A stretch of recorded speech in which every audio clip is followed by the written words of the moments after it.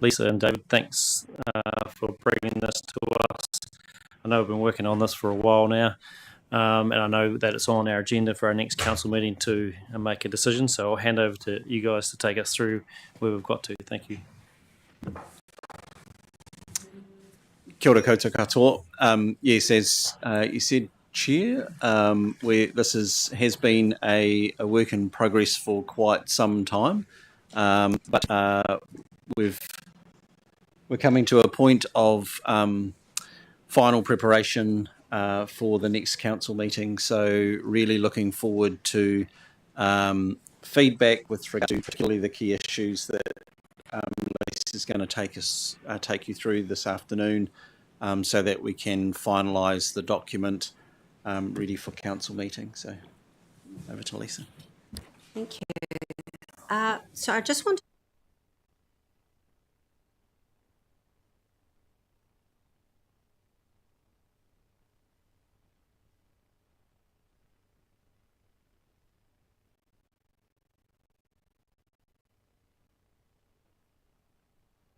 workshop, we discussed with you the whole chapter around the investigation process, and that was quite new. So as we bring, to save a lot of tracked changes and confusion, as we bring each draft to you from now on, we're just highlighting in yellow the changes since the previous version you've seen. The second document is the draft public statement policy, and Teflin will take it shortly. All in of what we want to achieve today. We do want to give you a little bit more detail about the government's proposal for that standardised code of conduct. Last time we spoke to this, we hadn't yet seen, I think it came out almost exactly on the same day in the New Zealand Gazette, the terms of reference that the government has set for the Local Government Commission in terms of preparing a draft standardised code of conduct. So we'll have a quick chat to you about that. And we'd also like to see feedback for the code, which you may remember needs 75% threshold approval. There was some discussion last time about reimbursement of legal expenses. We'll have a quick discussion about that. There's also some discussion about providing some further clarity or understanding for complainants or response to complaints about how they can seek support during the complaints process. The issue of tikanga Māori was raised and whether that should be applied to the complaints process. And an issue that staff have subsequently identified after the last workshop is the issue of non-pecuniary conflicts of interest and whether they we should have a specific mention of that in the code of conduct. So without further ado, we'll go straight into, and the second part of the workshop is to have a discussion about the proposed public statement policy. And the key feedback that we had from you at the last workshop was a request for the language to be more positive perhaps, and also there was quite a bit of discussion around predetermination versus predisposition of view, and so we've attempted to clarify that in the statement and draft policy. So just briefly, in terms of what the government is aiming to do with a standardised code of conduct for local government, the terms of reference have been released. The Local Government Commission will be leading development of the code and will be reporting back to the Minister for Local Government by 20th December this year. So there will be a clear outline of elected members' rights and obligations. There will be some sections on confidentiality requirements for all parties to a complaint. There will be a process set out for the proactive release of the outcomes of an investigation to the public. There will be a detailed definition of materiality, and there will be a process set out for a conduct complaint relating to, an alleged conflict of interest. So it's the terms of reference are actually quite short, and really the summary. Those points up there are the summary of the terms of reference. Before I continue, is there any discussion or thoughts about this issue before we dive into the detail of the draft code. Any questions, councillors? I mean, my personal view is that this is good that the government's doing that, and that'll be really useful for councils going forward. But I think we've done the work. This is an improvement in my opinion, on the current code. That gives a lot more clarity, especially around investigation. So I reckon we should push on and try to get it through our council if there's will to do that. That's my personal view. But keen to hear if there's any others to the contrary, but doesn't look like it. Thanks, Lisa. Okay. Right.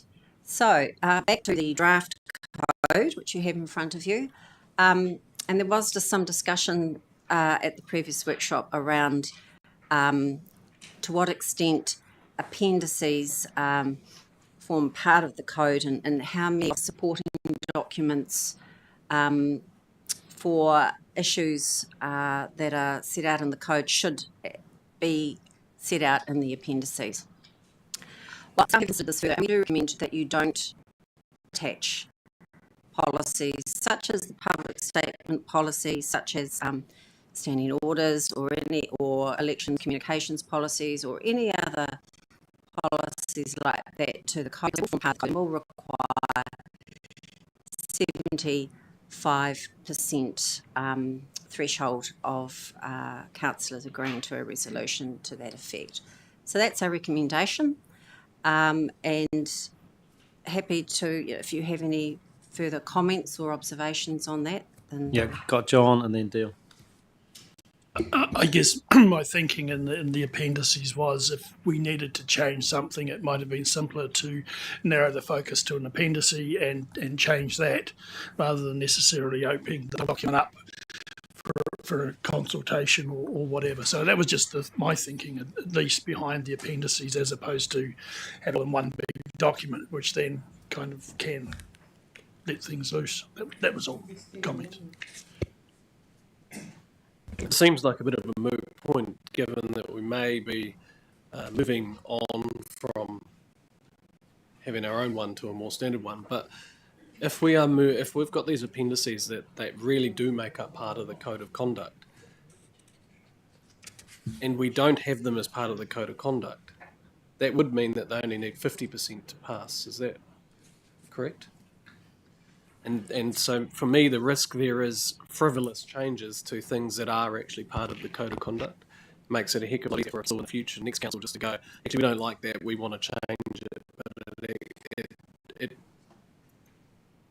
kind of, to me, defeats the purpose of being part of a code of conduct where you need that supermajority to change it, because you have to have most people agreeing to all of the content of the code of conduct. Because you change the appendices, if it just passes with a slim majority, it is the code of conduct. It is the materiality part that will make up the code of conduct, the breaches potentially. So I have a bit of a problem with your recommendation, but again, I don't want to keep this process going on and on and on, because we've been talking about this for a very long time. I mean, you're right. It makes the policies, they're not part of the supermajority requirements. If you were to fast forward, once the government's code of conduct comes in, that's going to be one thing. Council may choose to still have nuanced policy to apply to the context of environment Canterbury, and in that because it's not that government code of conduct's not going to cover everything. It's going to be high level, so that nuancing element is going to have to come from council policy if you do want to apply it. So either way, you will have to get there at one point in time. It's just really a question of timing. Peter?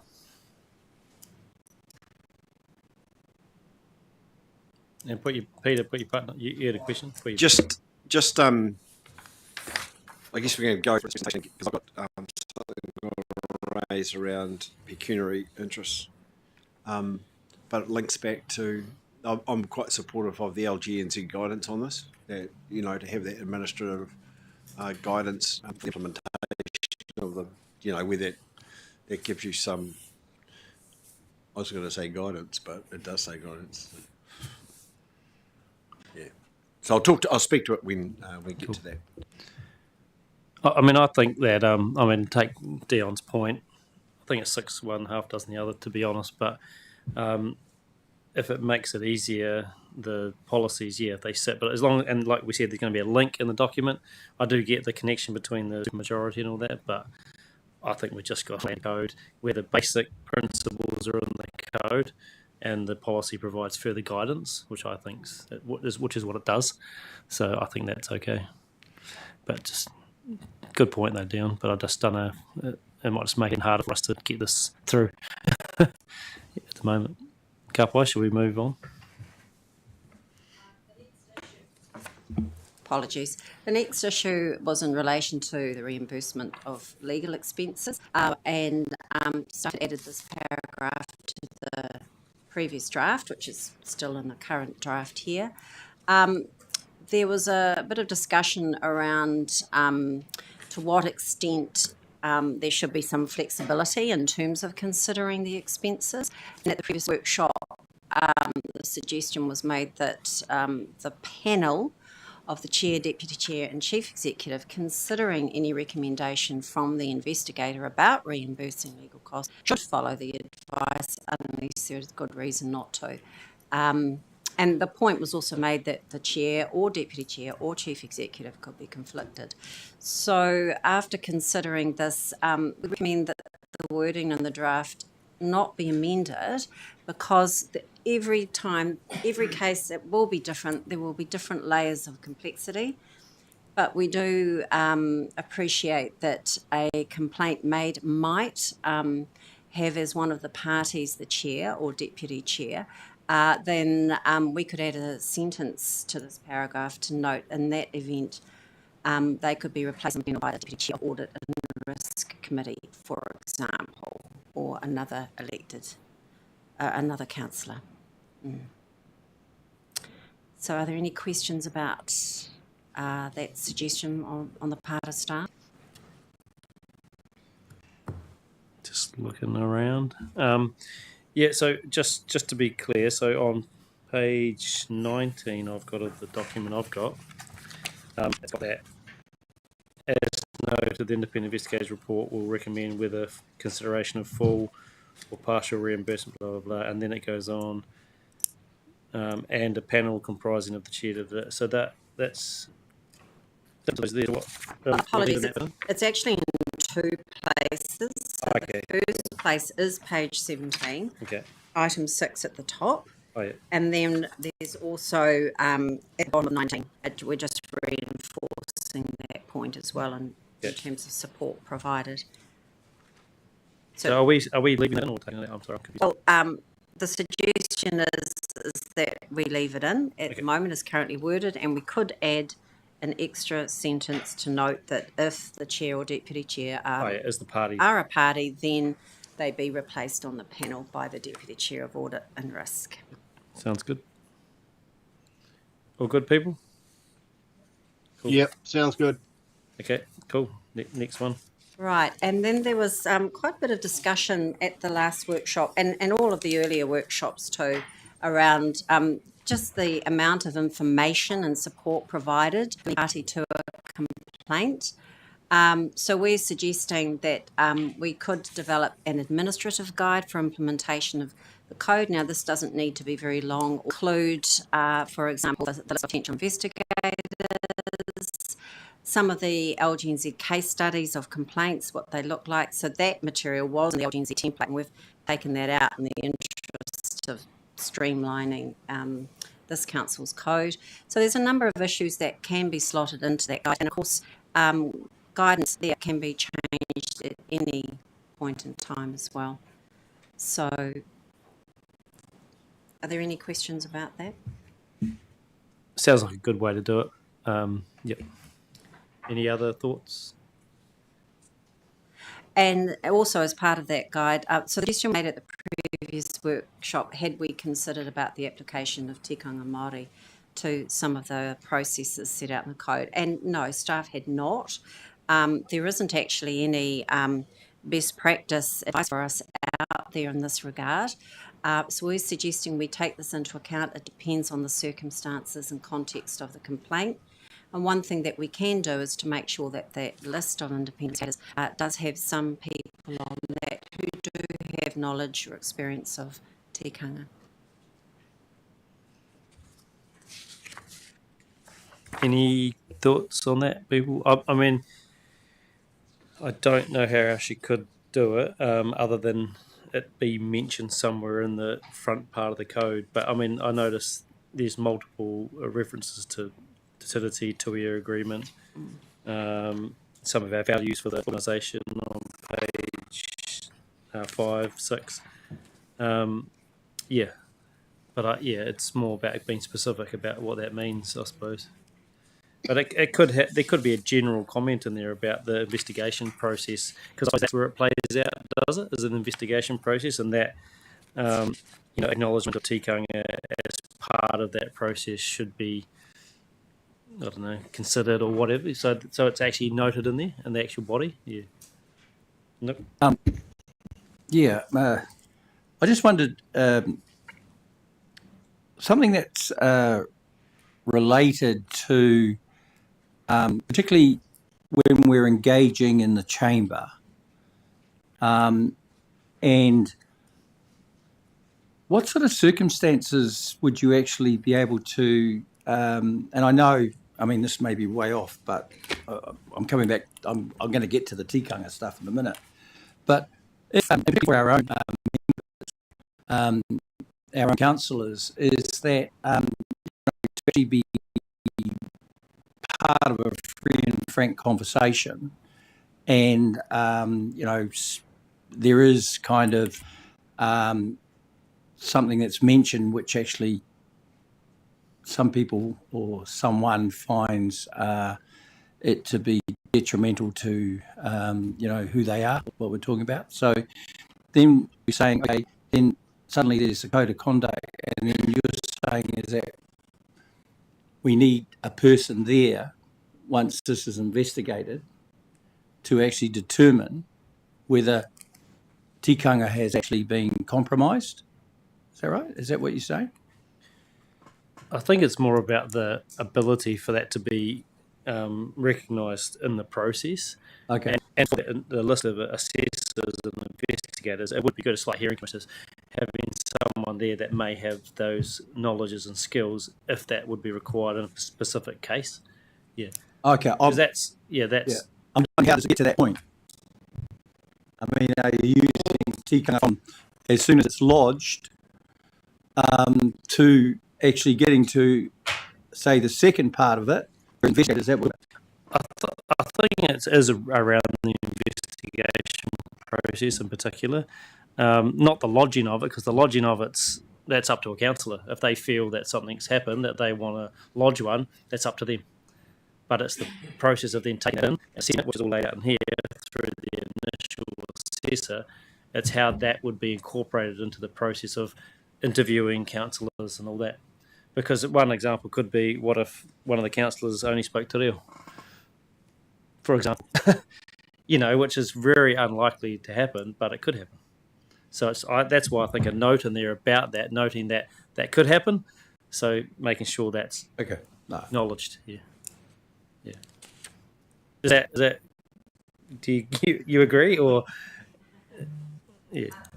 I was just about to say that a key part of this is that in terms on page 14 of the draft code, that initial assessment, when it comes to selecting an initial assessor, from that list, then it would be taken into account whether it would be appropriate for the person selected to have the skills and knowledge to take tikanga into account as they carry out the investigation process. And we can set this out a little bit more in the administrative guide when we talk about the, here's the list of potential investigators and, the skills and experience required, and we can take note of aiming to have for some to have knowledge of tikanga. Peter? I guess the issue that I have with tikanga and not being all that up with it is that in a council context, being able to do things in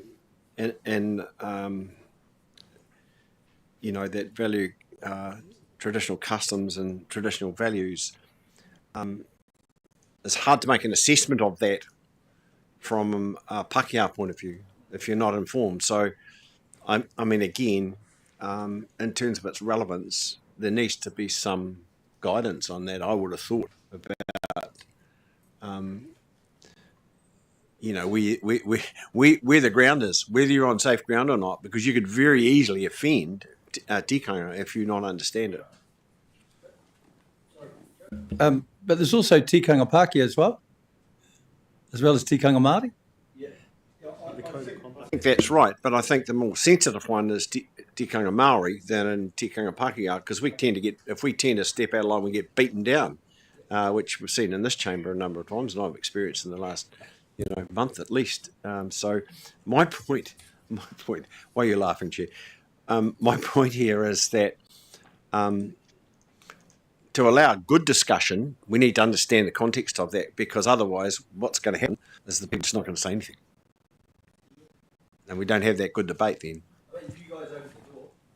Yeah. It's not so much about potential breaches. I don't think that's a different thing. That's in the front half of the code. There's lots of stuff in there about what's appropriate and what's not. It's more about the investigation process. I would have thought how that's taken into account. For example, does the assessor or the person who's adjudicating have the skill to know if they have one of the complainants or the whatever the other side of it is called is Māori, just knowing that and how to deal with that in a meeting situation, for example, mihi, etc. I think there just could be something to say. It just needs to be noted that that's an important consideration during that investigation process. So anyway, that's what I think. Yeah. Dion? Fine.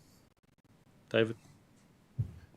So just you the tikanga thing gives me a bit of nervousness around when I just Googled and went into one of the Māori sites that I look at for the definitions, and it's the right to do things in your own way or in their way in accordance to tikanga. But I mean, it just raises to me that without very strict guidelines about what it actually means, could be very much abused. I'm not talking about it in the breach sense. I'm talking about it in the investigation sense. No, but the way if you're going to put it in there, it will be used both ways. In part 3 only, that's what I was suggesting. You can't choose and pick and choose. Yeah. Anyway, do we want to carry on? Or? No. David, have you got a thought on it? Your standing orders, the council standing orders and the code of conduct effectively constitute your customs and protocols of this chamber. That is your tikanga. If you want to put that in Te Reo Māori, as a council, that's what you adopt as your customs and protocols for this space. And I guess the question that was raised in the previous conversation was, I took in the context of an investigation to ensure that any elements of tikanga Māori specific to the context of whatever may have arisen is provided for and recognised through that process. But you can't prescribe it, because what you're prescribing here is your tikanga. So, but the recognition and respect for tikanga Māori through the investigation process is what I think is where the focus should be. Yeah. Okay, and the final issue is with regard to the specific code. It's just this issue in terms of declaring non-pecuniary conflicts of interest. So our current code of conduct does request councillors to make this declaration of non-pecuniary interests, and so it's on the basis that councillors were requested non-pecuniary well as the pecuniary interest, which is now published on our website this year. So the LGNZ template, which we had started right from the beginning of this amendment process, doesn't actually specifically require councillors to do that. So what we wanted to raise today with you, would you like this amended code to require the annual return of non-pecuniary interests to assist with ongoing compliance with legislation? And the legislation is the Local Authorities Members' Interests Act, rather than the Local Government Act. So interested in your thoughts on that matter. Yeah, I think it's a requirement, and far as I'm concerned, that non-pecuniary interests get since I've been in here. The thing that changes is people's political allegiances change, and when they change, they bring that non-pecuniary view into the council, and it's almost, I think, non-pecuniary, this is my opinion, leads to a predetermination in this chamber that stops good debate.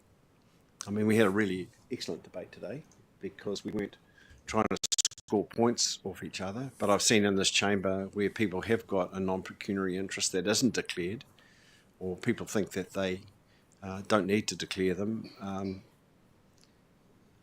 sort of cloud the debate. So that's what I think. I think it should be on an annualised basis.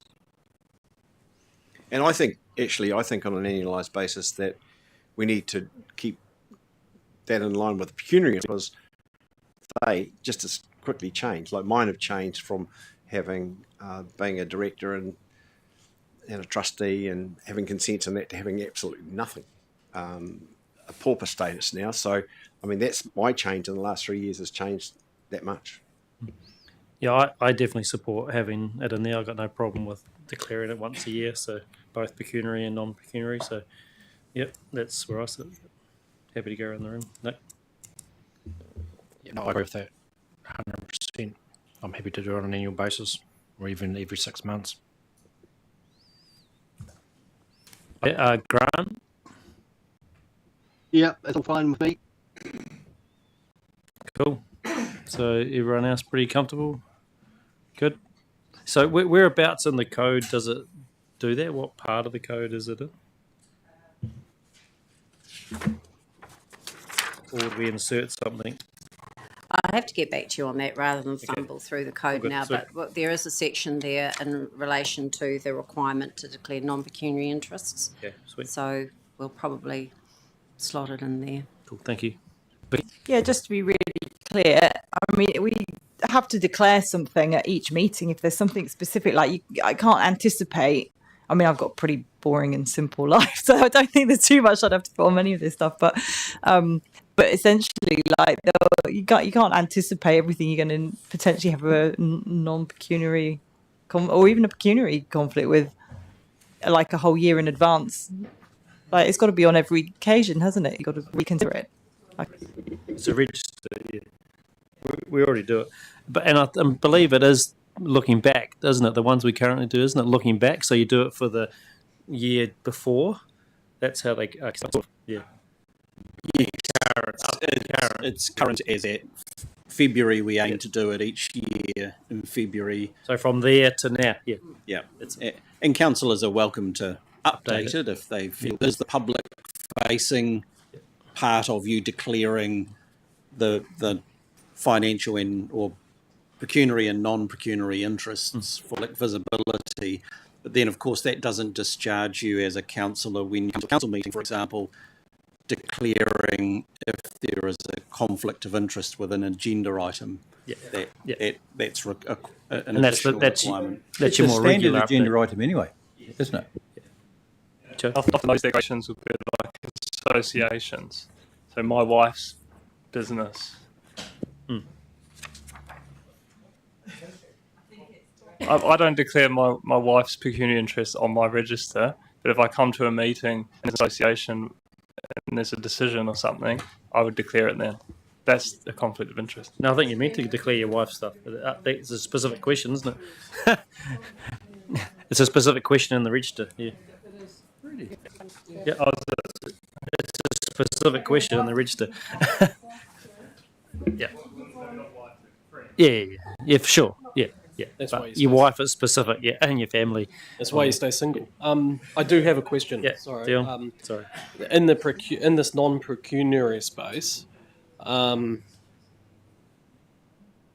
does influence come into it? Like influences, like external people, like what's the word I'm looking for? Not influences. It's people lobby us all the time. What's that? Yeah, influence, but the term that people use is lobbying. Like lobbyists, we all get people like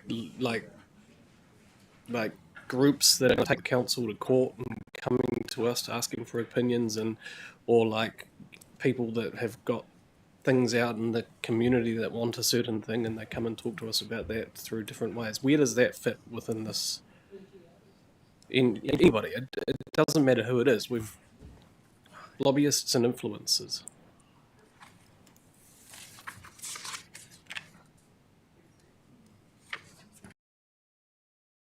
Have two roles. You have your governance role, and sitting around here making decisions in the best interests of the region, but you also have your representative role as well. And so, meeting with any external groups, whether you want to call them lobbyists or advocates, I mean that's part of the role of a councillor, in terms of listening to the views of ratepayers and providing some feedback. Robin, I don't know if you've got any additional comment to that, but it's... No, sorry, I just popped here too. I just wanted to clarify the difference between declaring interests, such as financial or non-financial, which you can do annually, and then the process for declaring a conflict, which is separate. That's what you should be thinking about every time you make a decision. Am I conflicted here? Because you can hold, pecuniary and non-pecuniary interests. They're not necessarily conflicts. Perhaps just to build on Lisa's point around the lobbyists, because, I mean, that is the role of being a councillor. You're being lobbied by various interests all of the time. Where that lobby, where you might receive gifts, or then you of course have your process for declaring those, where it becomes more than just conversations and it starts to move into transactions. You have your requirements to declare those, which of course then play into the materiality of how that influence is played out. Here, remember, the only people that can make a complaint is another member, another councillor, or the CE. So it's up to us it's like a self-policing thing. If we believe that, then that's when someone would trigger this process, not anyone else in the public. So that's important for us to know in relation to this code of conduct. The wider issues around conflict of interest are even wider than that, versus our self-policing mechanism, which this represents.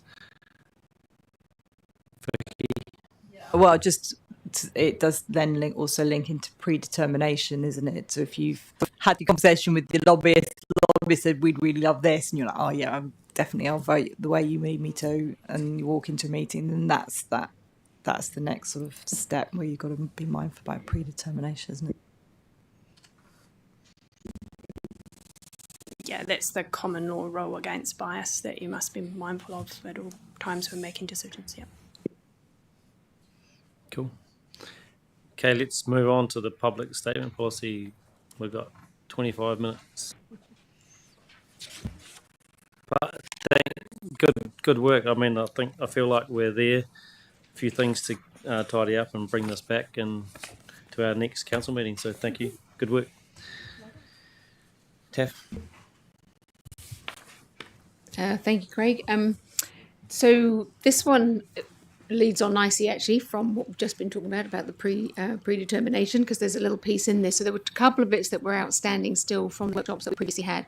One was that it was still looking like it was framed reasonably negatively around when thou shalt not speak, rather than actually it was around enabling conversation and dialogue to be had and public statements made in a way that was safe and help sort of framed up a little bit around the risks. So these were just some of the last bits of tidying up that came out of the last workshop. So the amended purpose statement for the policy, making it framed in more positive language, less constraining, and also moving it to the beginning of the policy piece. So on page 1 of the draft policy, it's sitting there at the top now, framed up as the purpose of the policy is to enable councillors to make public statements, but in a way keep yourselves and your constituents and your partners in a safe space. So hopefully that now reflects where you wanted it to be. And so on the back of that, we've then framed it up around the risks. And so just in some ways, but also just reminding in this public policy here that why you might be wanting to be careful sometimes around the statements that you are making. So broadly, it's within these sort of 5 risks. And again, the essence of the policy is not, because of these risks, don't say anything.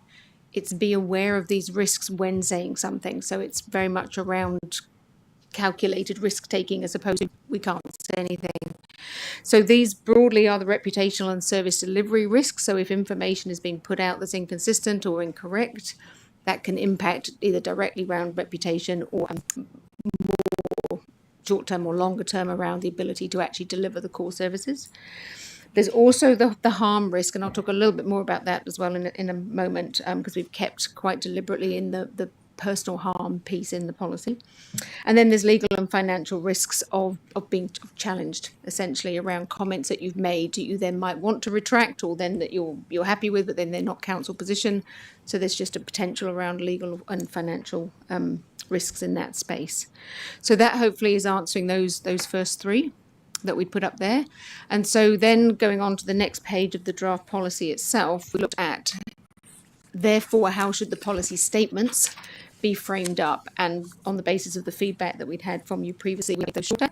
Also shifted the language a little bit to make them less constraining and a little bit more around make a statement, but think about these things. And then the one that I did particularly want to draw attention to was this bullet point was the new one around the predetermination, which I'll just get to in a moment. So, and the very last piece that came back through the last workshop was this agreed spokespeople piece, and that this was actually around, this policy was for all councillors. So what we've done is remove that language from the policy itself and put that language therefore into the guidelines so that these can change at any time. And so at the moment, we've got lead councillors for the 3 core services, for example, and with that, some agreement around the table, actually, that there are particular spokespeople roles that come with those. And then, but you might choose to change that, or the new council may come in and say, actually, that's not how we want to do this. This means that you won't have to change the policy to be able to change how you want to behave as councillors in that space. So I might just, lastly, if I may just cover off this one before I talk about the harm piece that's still left in there. So this one was in response, and I'm sure you'll recall the particular conversation around the predetermination versus predisposition and needing clarity between the two, and Robin found some very helpful information for us, which is where we've pulled this from. So basically what this is saying is that, and it's a little bit of what we've just been talking about, is around approaching the decisions genuinely with an open mind. So you may have made comments on something, you may have not made comments, but you may have arrived thinking a certain way and thinking that this was how that you were going to be voting on something, but genuinely being open to hearing the other side and being prepared to change your mind, essentially. If you hear an argument that you think, okay, that means I will vote differently to how I arrived in the room. So, and I have heard councillors actually say this when you've done that, which is really good. So then that's on the public record that you've gone, well, actually, I came in, I was thinking this, but, I've now listened to you, and I've now got a slightly different view on this, and therefore I'm going to support this, or I'm not going to support it. So that's language when it's being played out in public around showing that you may have been predisposed, but you hadn't predetermined your voting position on it. And so I did just want to very quickly talk about the harm of in policy. So there is a lot of legislation obviously around there about digital harm, but as more and more of the communications is being done online, or even if you make a comment somewhere in person, very likely going to hear views on that comment online at a later date. So this sort of digital harm in particular, but also keeping yourself safe in this space is actually really important. And we felt that we should keep that in rather than move it to guidelines at the moment, to keep that in the policy itself. And it is just safe comments that you might make yourselves that you may inadvertently put somebody else into a really difficult position that might cause them some harm. So hopefully that now reflects where councillors wanted the policy to get to.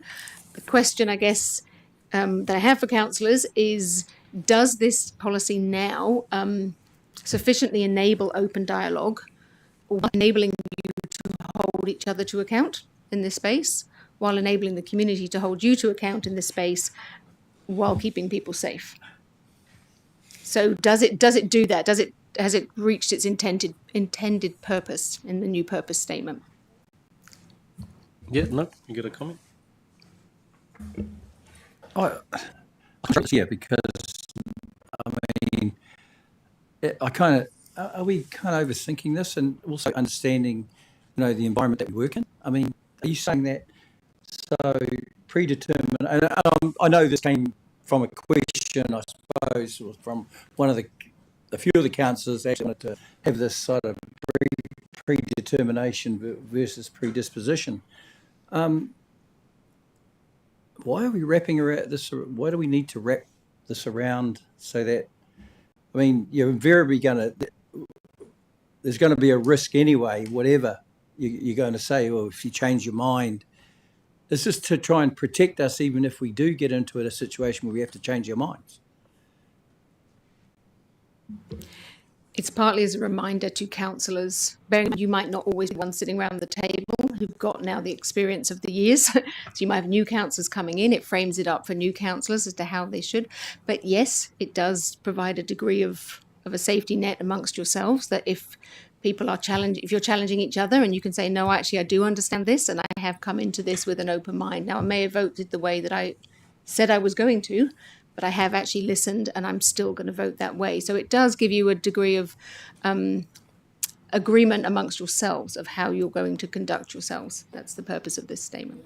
I just thought that the reason why you have a debate or a discussion is so you get to a point where you can then make up your mind. You may have walked into the room and had, you've spoken to whoever, and you've got a pretty clear picture, then suddenly it changes because you've heard, the pros and cons, the discussion and the debate and all that, and then you can change your mind.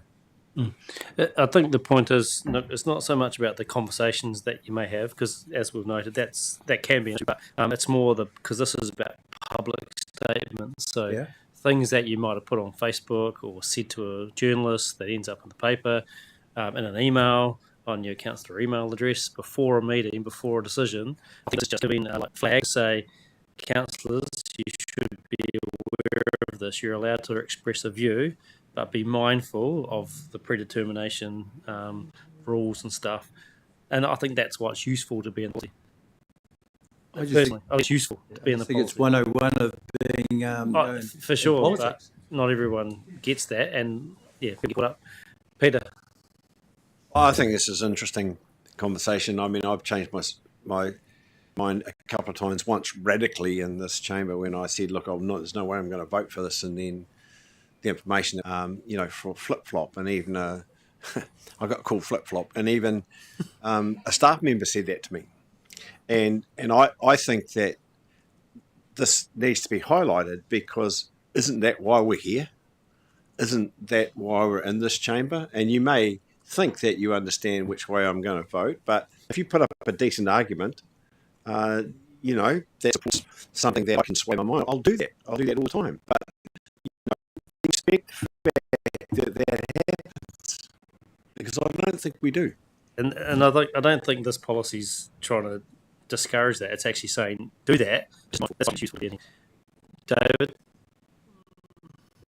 Yeah, so if I stand for election on a particular platform and I'm elected and it's well known in the community that I have this particular viewpoint on a particular subject and it comes up within these chambers, am I deemed to have predetermined outlook and can't vote on that? Or I suppose what I'm saying, if the majority of my electors have put me into this role and have supported my position in getting there, and I have a well-known opinion on something, where does that stand when it? Now I think we are overthinking it a little bit, David, because remember, like I said before, this is guidance to help us police ourselves. No one else can take code of conduct. So that's what this is about, us making that call on each other, not about the public doing that to us, but it's about us. But that's why it's useful reminders in this document for us to be mindful of those things. That's all it's saying here.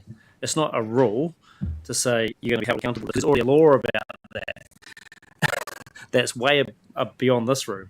So this is about our guidance to each other to say, be mindful, people, because if one of us decides to take a code of conduct against another one, these are the rules of the game.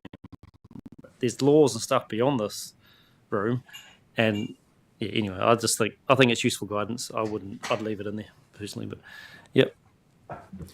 And I think whilst as we know, councillors campaign on particular issues that resonate with their community and what you want to, take forward or advance, I mean, ultimately they are at a macro, it's a level of degree, I guess.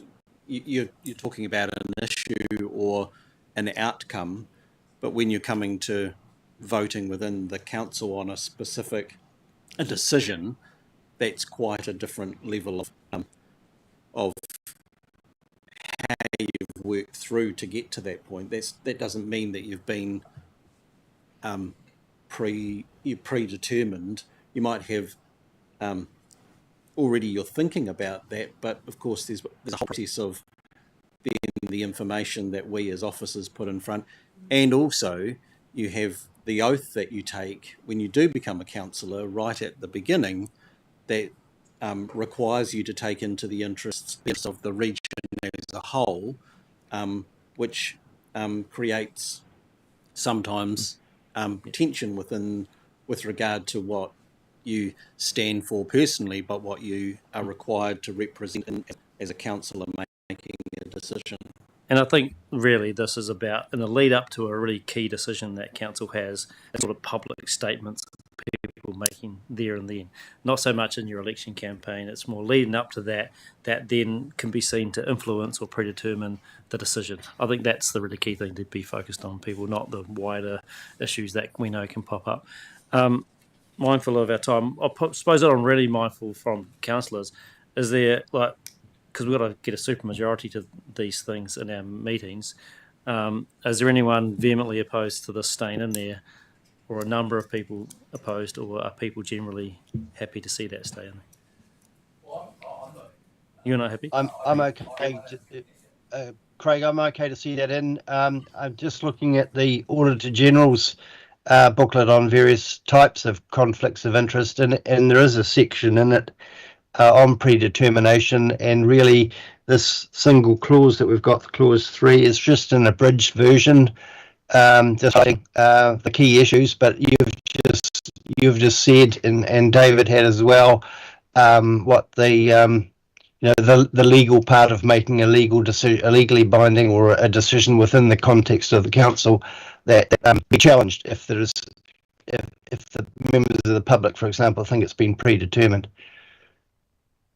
Different to what we would do as a code of conduct. That's a whole separate thing altogether.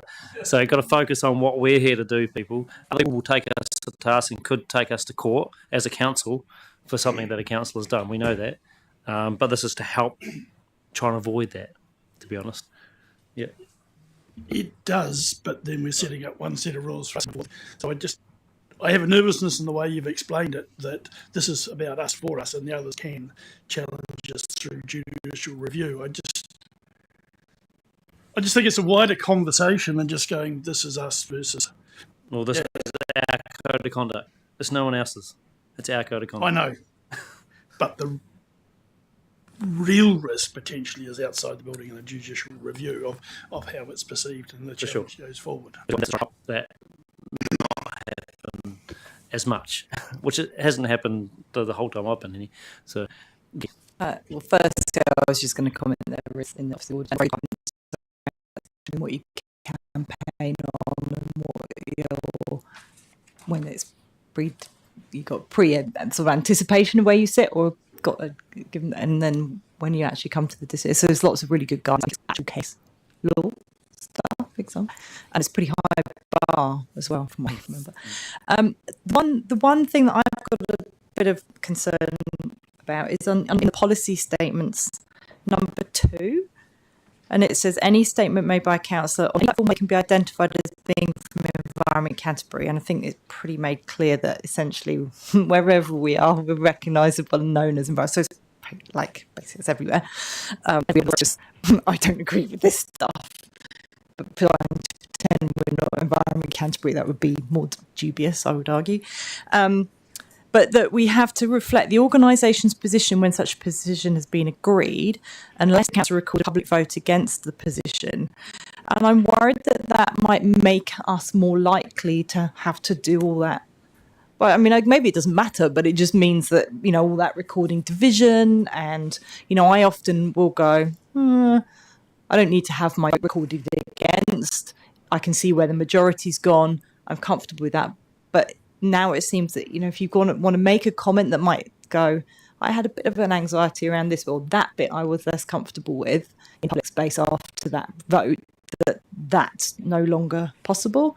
And also, how does it work if there's been a vote taken, a position taken, but then, you know, maybe 6 months, a year later, 2 years later, there's something that comes through that means that you might have a different position at that point and want to express that and start raising that within, you know, what point does it become that you're starting to think about that thing and looking at it? So I feel like that's a bit restrictive.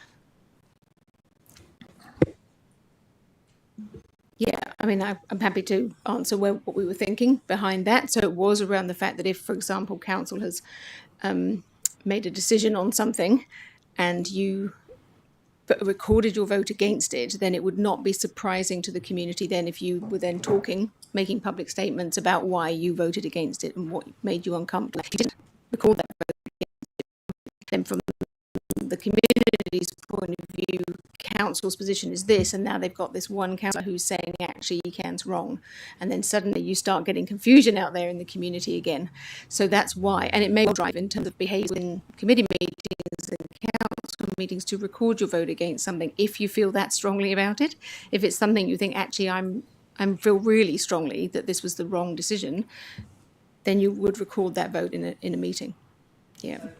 So I guess it's used to have that drawn to our attention, which it is now, and so I think to do it, so we have the freedom to say what we didn't like. Okay, thanks. And I think your example of something comes up down the track with new information, I think that is different, because the caveat is that there's new information that's come to light. But again, if you're making a public statement on it, just be wary of these things in here. But I think that is quite different, yeah, to a decision. It's hard to capture everything. Yeah, it's hard to capture everything, but yeah. But then it's whether is it important enough to actually have that statement there that then doesn't put a restriction. You know, less is more sometimes. But yeah, cool. Any other discuss? Yeah, David. Can I just clarify, so just by way of order of the items, so with the council paper we'll have the public statement policy, which will just require a majority decision by council, and then we'll have the code of conduct, which requires the supermajority decision. Yeah. Cool, thank you.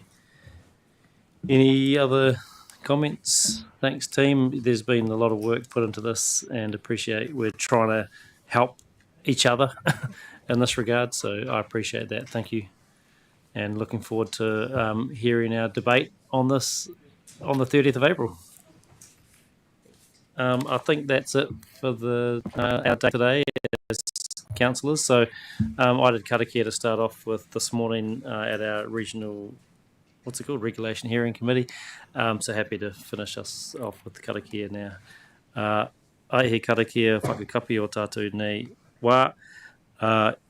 Unuhia, unuhia, unuhia ki te uru tapu nui o tāne, kia wātea, kia māma, te nākau, te tinana, te wairua i te ara takatū, koe rā e rongo, whakiiri o tina, haumia hui e tāhia, kia ora koutou.